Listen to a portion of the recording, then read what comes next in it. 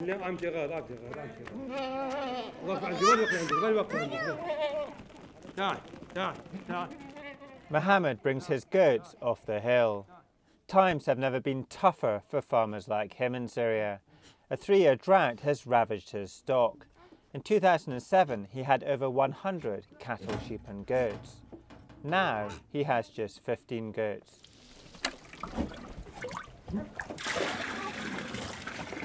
And this is why. Water costs more than bread in this village in the north of Syria. There's no fresh water, and the cost of transporting it here has more than doubled over the last year. The price of straw and forage have also gone up, but his goats are worth less than they were a year ago.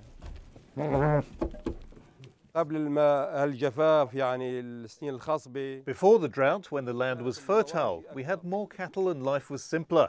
We used to grow our own crops and feed it to the cattle. We didn't need to buy food from the market. But now with the drought, there's no food available for them. We're having to eat them. In 2 or 3 years, they'll all be gone. They'll become extinct.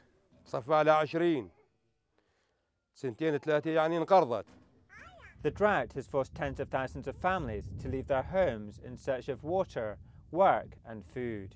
Droughts are nothing new to Syria. Ahmed and his family left their farm a decade ago, when the last serious drought hit the country. He showed me around his home on the outskirts of the city of Aleppo, where he and his family have lived for the last decade, and said they had little option but to move. In Khanasr there is no water. It is desert now. We had a lot of land but no water. There was no water for drinking or irrigation, so we had to buy it. Here there is water and we can plant vegetables, so we don't have to buy everything with our own money. The drought has hit Syria's agricultural-dependent economy hard. 90% of farms here are rain-fed, so when the rain doesn't come, it has a serious impact. Economists say the drought has had a bigger impact on Syria's economy than the global economic downturn, and its repercussions are widespread. Many people had to leave their farms in the northern and eastern provinces and moving to Damascus area and Daraa area, and now they are living in camps actually in a very unpleasant conditions without sanitation, without clean water. There has been effect on the health of the population who are now living in camps, and there is also an impact on education. A lot of people left schools in those areas affected by the drought because their families left those areas and took the children with them, so some schools were actually closed down.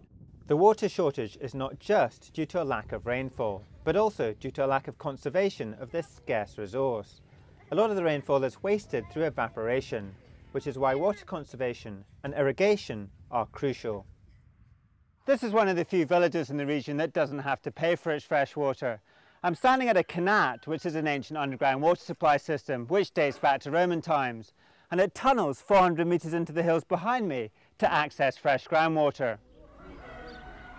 The irrigation system is one of many projects which the agricultural research group ICARDA is working on with farmers in the north of Syria.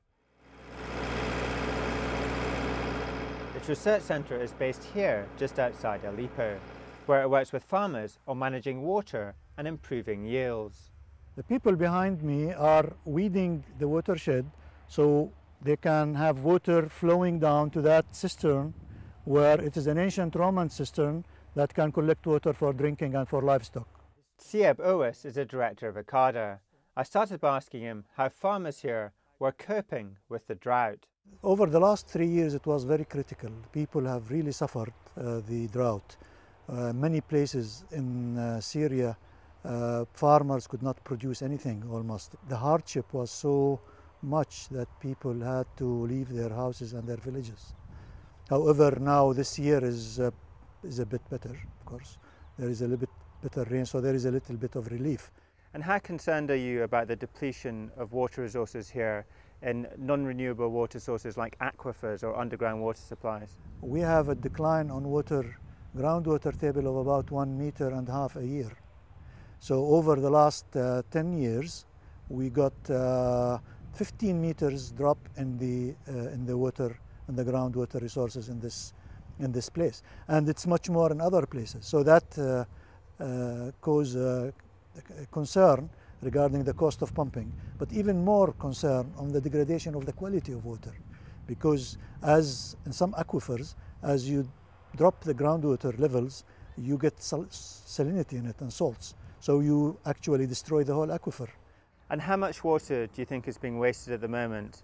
And if water management schemes are implemented, how much do you think can be conserved? In the steppe or in the Badia, in this part of the world, 90% of the rainfall is lost in evaporation or flows to salt sinks in a place where it is really very scarce.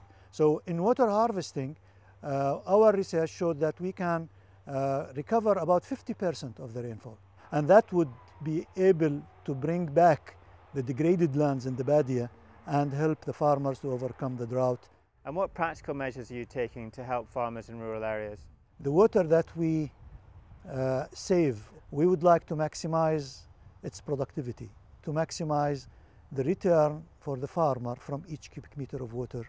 This requires a series of things to be done.